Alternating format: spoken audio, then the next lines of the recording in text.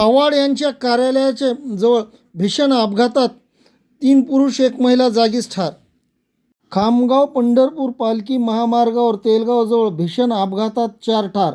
माजलगाव खामगाव पंढरपूर पालखी मार्गावर आयशर ॲपेचा भीषण अपघात रात्री 10:30च्या सुमारास घडला असून या अपघात माजलगावहून तेलगावकडे जाणाऱ्या आयशरने समोरून येणाऱ्या ॲपे रिक्षाला जोराची धडक देऊन झालेल्या अपघातामध्ये 3 जागीच तर 1 उपचारादरम्यान मृत्यू झाले असल्याचे समजत आहे.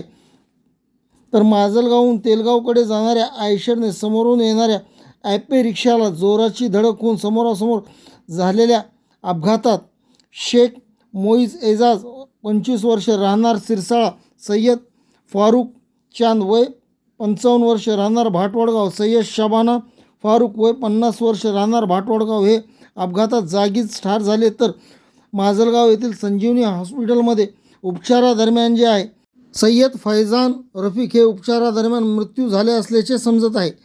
पठाण फरहा अनवर वय 35 वर्षे हे महिला गंभीर जखमी झाली असून उपचारार्थ त्यांना जे आहे तर औरंगाबाद येथे हलवण्यात आले असल्याचे समजत आहे. लोकशाही तंत्र, आवाज आपल्या लोकशाहीचा.